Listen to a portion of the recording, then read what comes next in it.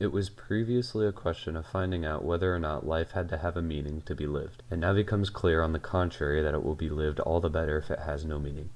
Said by Albert Camus in his book, The Myth of Sisyphus, portrays an ironically hopeful and worthless view on life. It abandons the previous quest, the most important question that humans have sought after for thousands of years, and instead forces us to look at its inverse, something so obvious that to understand it would require one to ignore their previous convictions and adapt a new way of thinking. Life is absurd, said Camus. We come from nothingness, live a life, and then return back to nothingness. It's as if life is a mistake or a joke. In the end, we will die, so what does life matter? What value lies in life? There is no value in life, and this is great. It allows you to create your own meaning and pursue what you want, not to be hindered or tied down by anything, but to be free. So long as this is understood, one's purpose for philosophy changes. There is no need to care about heroism, sanctity, virtue, and living a good life. Instead, new questions are sparked. What is the nature of existence? What is reality? It would make no sense to continue assigning value to now trivial things, politics, religion, morality, and virtue, but to keep asking questions, unraveling the mystery of man, and conceiving of new and unique ideas that you once thought to be useless. The nature of existence and reality, the value of life, taking the world around you as it is and understanding it. Franz Kafka's writings, though fictional, shares a realistic and confusing nightmarish understanding of just how the world works. This is depicted through his writing style.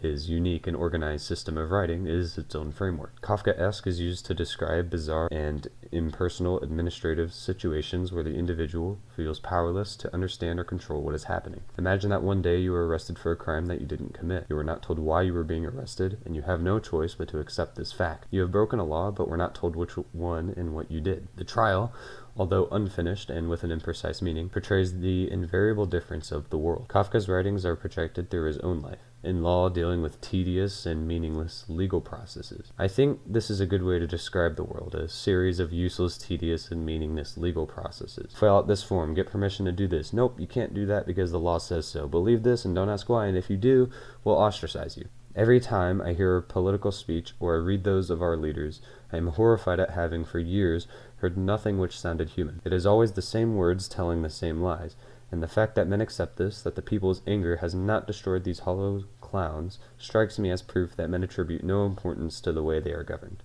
Our animalistic nature, our humanity, has been thrown away ever since we developed the legal systems. We have gone from being humans, compassionate beings who accepted what we are, to now cogs in a machine to serve other people, wasting away our lives doing tedious work that in the end means nothing.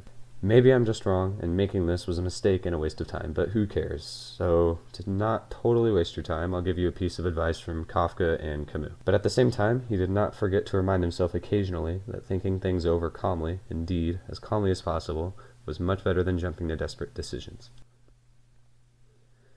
Get scared, it will do you good. Smoke a bit, stare blankly at some ceilings, beat your head against some walls, refuse to see some people, paint and write, get scared some more, allow your mind to do nothing but function. Stay inside, go out, I don't care what you'll do, but stay scared as hell. You'll never be able to experience everything, so please do poetical justice to your soul and simply experience yourself.